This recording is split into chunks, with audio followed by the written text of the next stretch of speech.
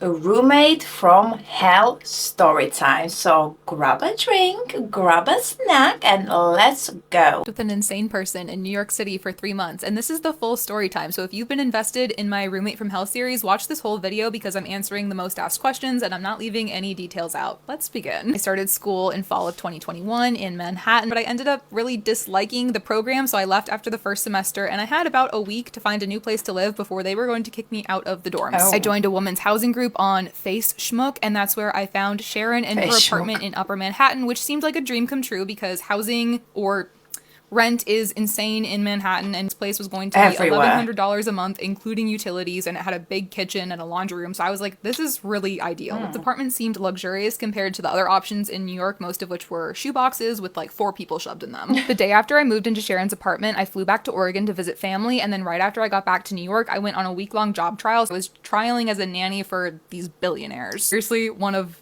the wildest experiences of my life. Oh, I would was love to hear gone that. most of the first 2 weeks. She loved that because she wanted a roommate who wasn't home. If I was around, she became visibly angry and irritated. I got back from my job trial and decided I was going to break up with my partner. At the time, the relationship was shitty, so I was a little bit depressed. You know, going to school didn't work out, my relationship didn't work out. It was the dead of winter in New York. I just wanted to be home and watch movies in bed for a couple days. Also just moved. I needed to unpack all my Excuse me, and shall we continue?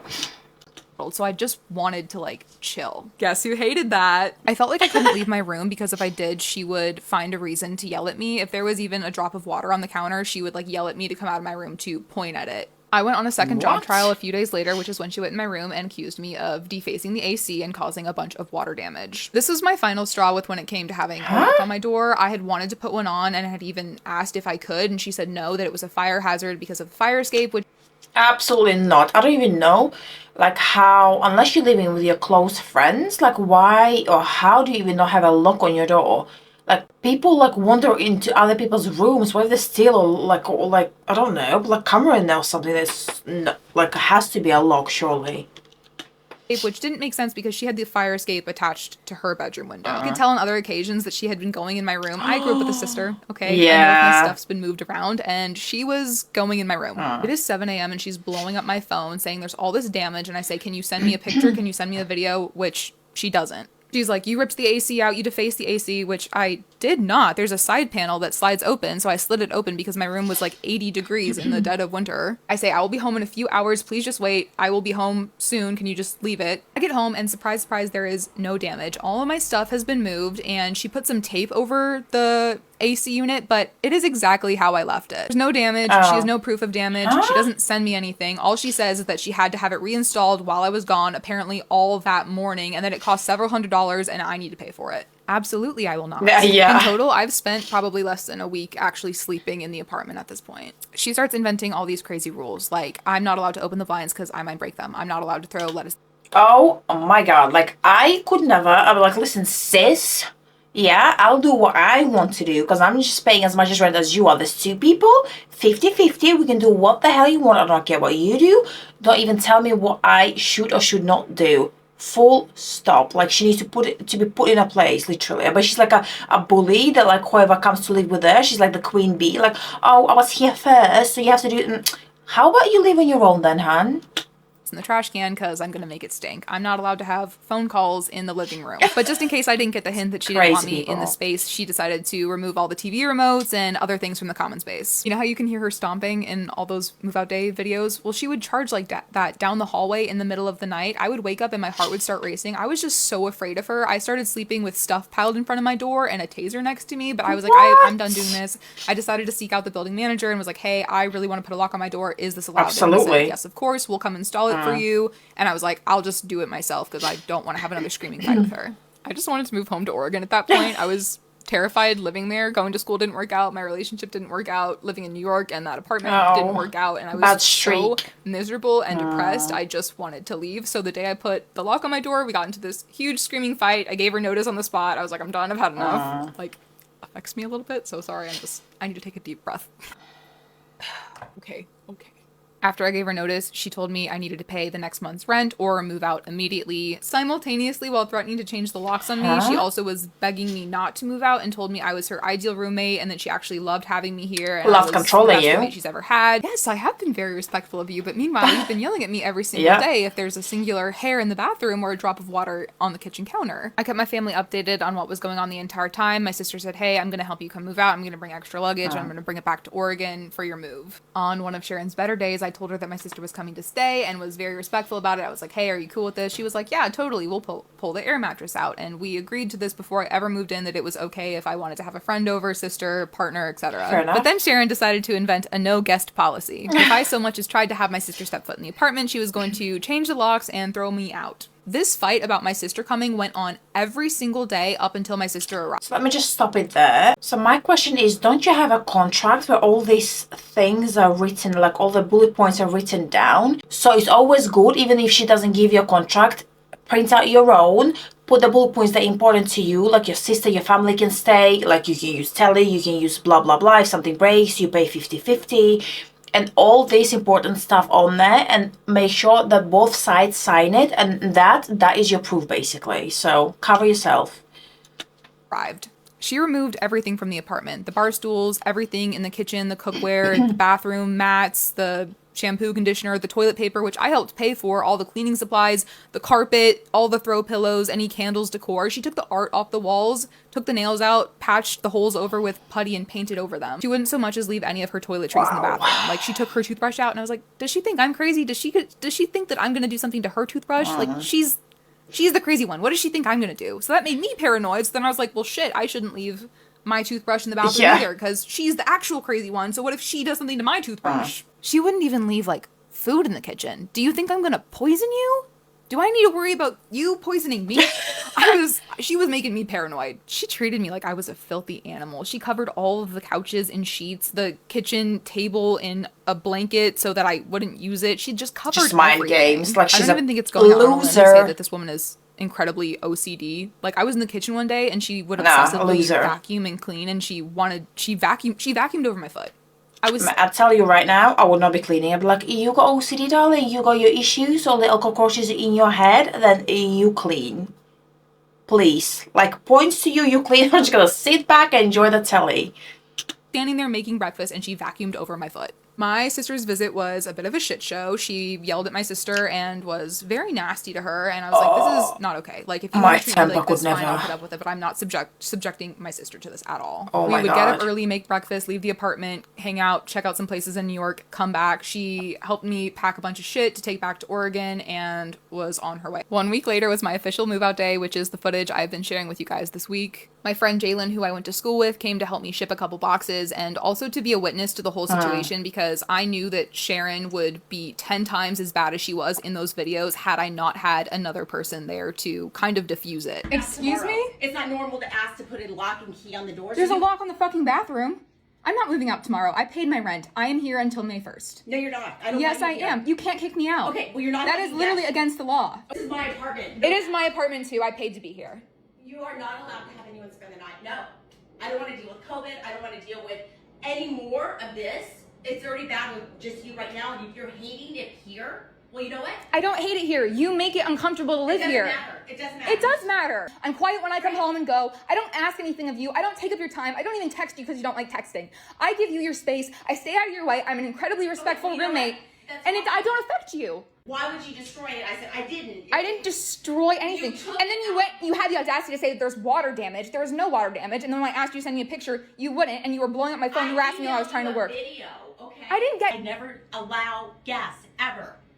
There is a no guest policy. We talked about this before. We did not talk about Yes, we did. Well, I'm sorry you misunderstood. We can talk about this later when you've calmed down. I am calm. I am busy. I know my tenant rights. I took a course at school about property management and tenant laws. I know my rights. I know the laws. You're renting a room. You do anything to touch my stuff, move my things, change the locks, or kick me out before May 1st, I will come against you with the full extent of the law. No, you don't get to treat me like this. I'm not treating you like You are threatening me and you're treating me like shit. That thing never worked, by the way. The fan was brand new when I gave it to you. No, it was not, because it was full of dust and dirty. So there's no way it was new. So you're telling And also, me you gave it to me, so I don't even have to give it back if I don't want to. I didn't give you the fan. I lent it to you because you tore the AC out of the wall. Are these all washed? No. Okay, where are the sheets, the brand new sheets? They're right here. These are the sheets? Those are the original sheets. These are the other sheets you gave me. Did you wash anything? No. You didn't wash anything? No. I said I could get the rest of the cleaning done today, but you want to do this at... Okay, you know what? So you didn't wash any sheets since you've lived here. I have washed the sheets. I'm not going to spend extra money and get up at 4 in the morning so I can wash your sheets. Okay, you know what? And that's also not part of a security deposit. These are brand new sheets. Okay. If you think she's crazy in those videos, you have no idea. You have no idea. What? Oh yeah, and she did not have my security deposit. No, not for a second. She did not have that $500. She goes on saying, no, I don't have Zelle anymore. I can't sell it to you. Illegal. She wanted to scam me with a cashier's check. She wanted to say, oh, if you did not have anything that you signed, that you even give a deposit, there's nothing you can do. Why would anyone do, like, make contract? You don't have to have a solicitor to make a contract, like I said. Like, are you crazy? You're just giving some money to someone without any check, without any, like, signature or, like, or anything, or receipt? What? you after you move out. That's you crazy to to building. me. Yeah, like you're gonna slam the door in my face. Absolutely not. She kept calling her brother from Midtown and begging him to come, and I was like, I need to get out of here because if he's half as crazy as she is, How family. I was this close to calling the police so many times. Absolutely. It took a lot of You should time and a have. lot of fighting, but I did get my security deposit back. Oh, and yeah. I'm out of time with this video, but I am going to make a part 2 because there are more parts of this story that I want to share with you guys. So go check that out and follow for more content from my life. Okay, bye guys. Guys, I got us covered.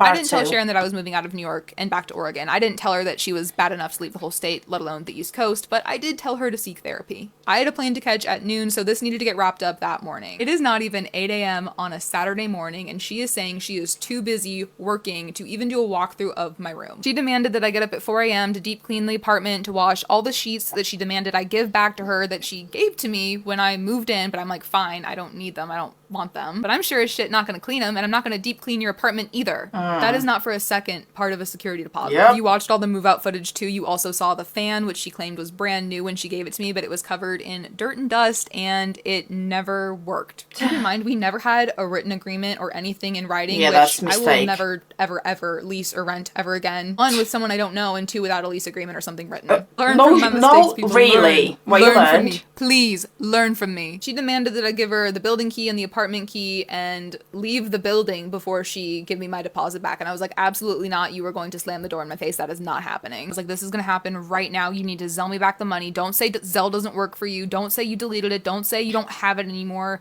Get it, send me the money, and I'm gone. I'm so grateful I took that property management course and knew my rights as a tenant and the laws that had my back as a tenant, because I was able to defend myself. And I knew that all the things she was trying to deduct. Yet you didn't know that you need a contract to cover your back? Like, I'm surprised she even give you the money back. Because honestly, technically, she could have gotten away with not giving you the money back. She could have tried it and probably won. Even if you showed that you transferred the money for something, she could have said, oh yeah, she transferred for food or something else, or aircon or something else. So, yeah. Deduct money from the security deposit for that. She couldn't do that. Truly, I don't believe that Sharon had my security deposit. I think in a perfect world she would live alone and that she wouldn't have a roommate, but I think that she needed a roommate because she needed that rental income, although she wanted someone who wouldn't be around. So when I was gone on nanny trial, she was like, oh, this feels perfect. But then when I was there, it was just hell. I don't think she had the deposit anymore. I think that she spent it on bills or food or whatever, and she didn't have that money and she was trying to get out of paying it back to me. Yeah. But I didn't let down and I got it back. Sharon wouldn't give me access to our mailbox. Some very important mail of mine went missing, and I have a theory about it. Not so I'm going to make a surprised. separate story time on that. Go check it out. And Guys, we're also gonna watch now. So that's just, yeah, this is basically just a story that, like, if you're renting first time, like, get a contract. Any contract with 2 signatures and a witness third signature will do. Honestly, it will help you so much. Anyway, let's go ahead and watch how she's gonna speak on video call with that Sharon, whatever, that crazy lady's ex-roommate. So the crazy lady's ex-roommate, she found that she's gonna speak to her, so let's go ahead. I can't wait and watch that. I should have known right off the bat, like as soon as I met her, that this was not a good idea because her energy was like obviously very frantic, like very strange, but she just like said a few few things that I was kind of like, ooh, red flag, but I also like needed a place to live and I had very little time. The girl who was moving out was there still. She was getting ready to move out, but she was like, yeah, living here was great. And so I was like, okay. And she was like, I'm only leaving because I need to go back. She was like from Russia or something like that, I think. That is so shocking to me because if I was still living, I was living there and she wanted to start showing the room to other people. And I think the only reason she didn't is because she knew, for one, I put a lock on my door. I was going to have to be there. Two, anyone who came into that apartment, I would have told them the truth. I would have said, run like hell. Do not move in here. You're going to be miserable. By the time that I was getting out, like, we had so little interaction. She was so mad that I was leaving. What was super weird and so annoying for me is that she never gave me any kind of paperwork that said that I was living there.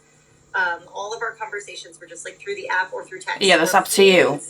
To give me any type of document. That's a red flag from you that you agreed to it. I was so angry at her because in addition for it to take like forever for me to get paid at work, I had a gym membership from back home that I was trying to cancel, and they wouldn't let me cancel it without proof of new address that was like far enough away. You know, like, could you just like write out the lease agreement? Yes, you could. Send it to them. She was like, I really wouldn't be comfortable with that. And at the end, like as I was No. I was like, I don't have to give you anything. Excuse. I could just leave and not pay. Like I could just stay here and not pay you. Absolutely, you could. Anywhere that says that I live here. Yeah. And that I'm renting from you. And she was really mad that I was leaving because she basically told me, she was like, I can't afford to not have a roommate. Like my lifestyle, like I can't. My Equinox membership is so expensive. Whose problem is that, hun? That doesn't feel like it's my problem at Yeah. all. I am open to having a roommate, but I have more rules here than when I was at my parents' house. Like, what? You know? He called the cops a few times while I was there. I should have known right off the bat, like as soon as I've got part 2 of the call and part 3, so let's go ahead and watch part 2.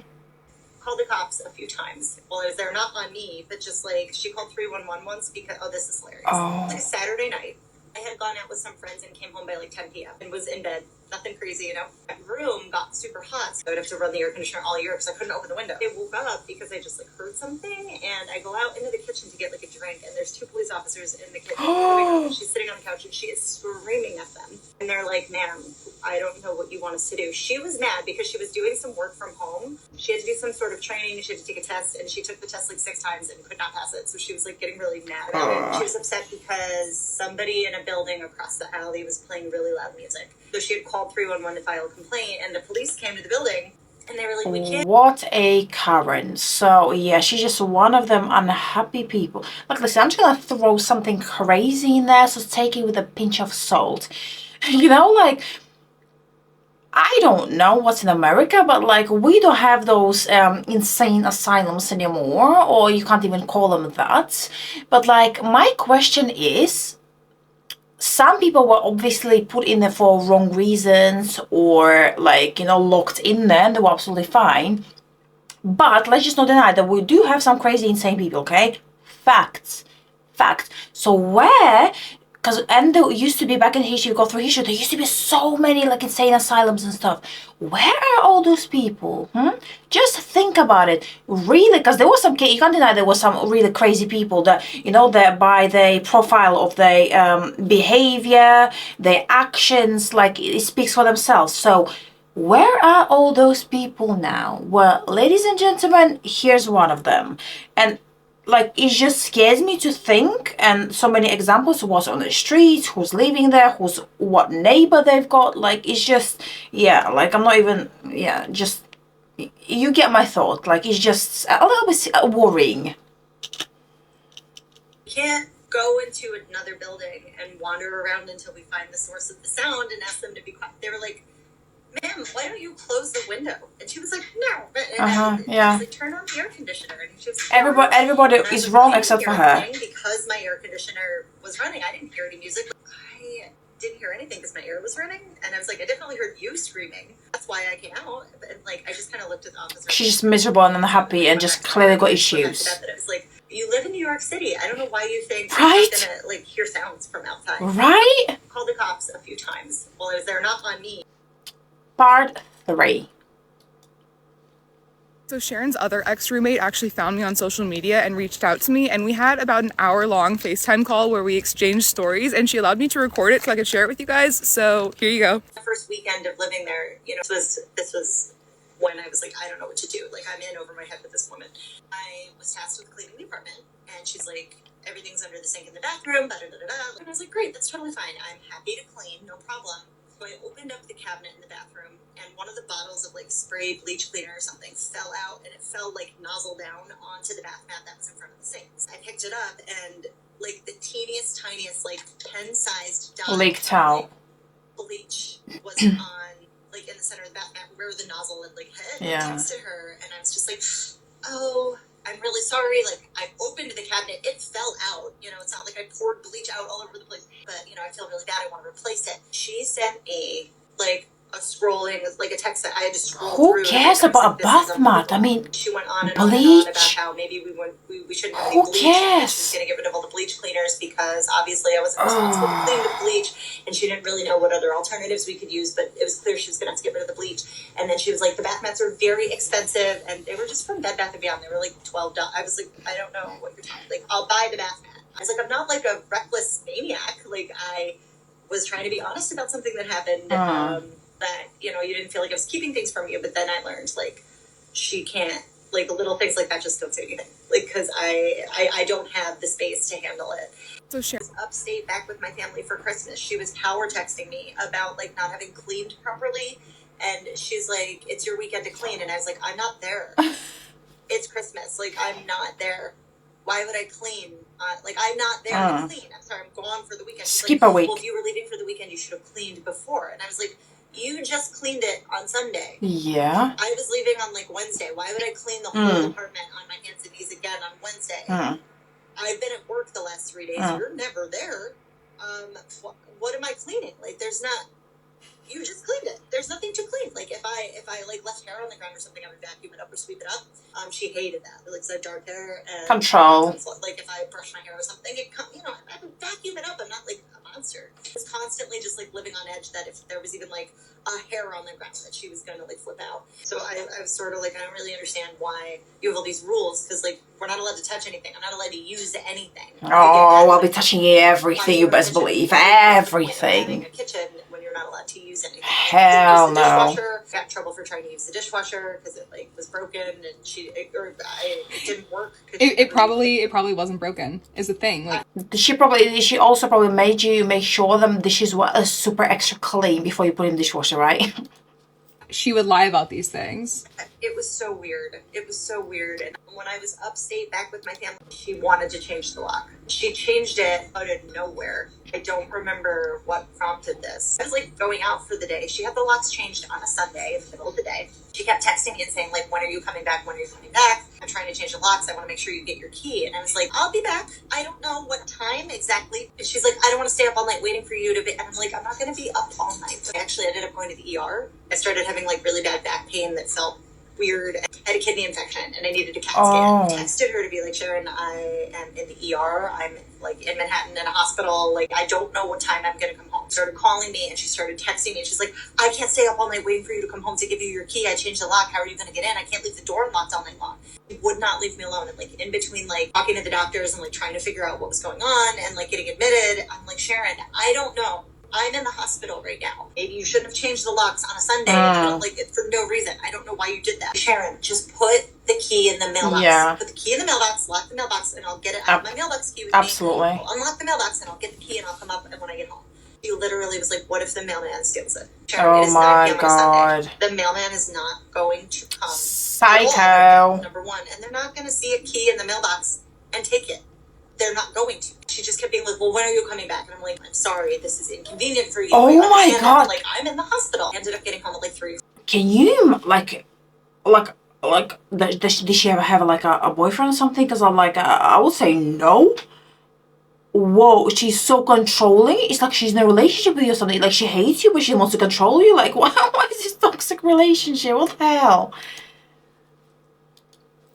3 o'clock in the morning, he was in the mailbox and she was fast asleep and I just snuck in quietly so that like I wouldn't wake her up, and I was told to just like rest and take it easy, would not respect the fact that I didn't feel well, and she's like, just leave me alone, please. Like, I would never bother you. I would ask you if you needed anything. And at one point there were cockroaches. Were there any cockroaches while you were living there? Before we move on to the cockroaches, I do want to ask about the mail key. She wanted to change the lock. She changed it out of nowhere. I don't remember what prompted this. I was like going out. I met one of Sharon's other ex-roommates who lived with Sharon before me. We had a big call and I'm going to share it with you guys. I have a bunch of clips up from my call with Emily and I'm going to be sharing more with you this week, so check them out. Before we move on to the cockroaches, I wanted to ask you about the mailbox because I was not allowed to have a mailbox key. You mentioned that you had a mailbox key. While I was living in New York, I needed to renew my passport. I had to send in my birth certificate, multiple forms of ID. They were going to then send me all of my documents back as well as a new passport. Because she lost her None mail, of those didn't things she? ever came. They should have arrived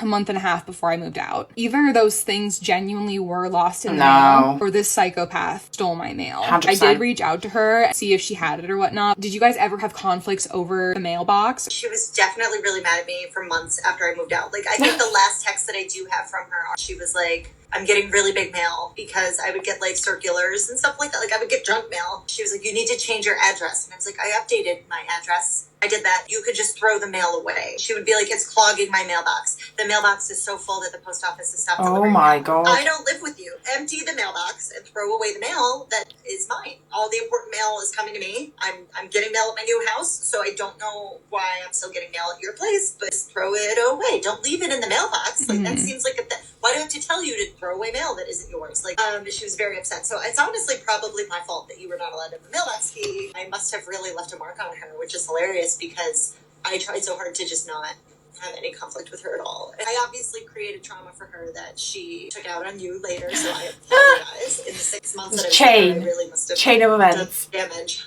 You have my forgiveness. The next victim of Sharon sees this. This is my apology to them right now. I'm sorry, next victim. Yeah, guys, so that was it. There's like a lot of more calls, but basically they're just chit-chatting like what happened and stuff. But yeah, whoa. So let me just take a minute. Let me just have a sip of my strawberry tea. Let's psychoanalyze this, okay? So, I think, well, she's clearly got issues. She needs therapy. But I'll tell you why I think she behaves like this a little bit. She, deep down, I believe, wants to have connections with people. Like, she wants to have friends. And she wants to have this connection. Or maybe she never had friends. But the way she's acting is kind of pushing them away, because I think she's kind of rebelling. I think she's probably in a relationship with friends or family or acquaintances or work colleagues didn't work out because she's a little bit like odd. And I think that history kind of made her bitter. So now she kind of attacks everyone, the new people that come in, she kind of attacks them and kind of takes the control and tells them what to do. But the thing is, the way she's going, she ain't gonna get any friends or even relationships to build. She's not gonna have anyone to build it with, because that's how she's approaching everyone, okay? She's pushing everyone away. So she needs therapy to kind of maybe work on this trauma maybe she had in school, or she had a long, you know, when she was working throughout her life, the people maybe didn't want to be friends with her, and instead of kind of working through it or kind of working on herself, kind of asking yourself, why is that? Like, am I doing something wrong? Am I maybe speaking in a certain manner? She kind of became bitter along the way. So yeah, she just needs someone to kind of tell her, work through what happened, and kind of maybe explain to her that this is not a very good way to communicate. You're not going to get anywhere, and you're always going to get pushed back. So yeah, that's what I think, guys. Let me know in the comments, because this is just crazy. Like, I don't, like, she needs to be blacklisted or something, that's for sure. Like, so no one else gets, like, hurt. And guys, get a just proper contract with bullet points, what you can do, so you can just shove it in the face. And yeah, crazy. Anyway, thank you so much for watching, and I'll see ya, hopefully, and I better see you in the next one. Bye bye.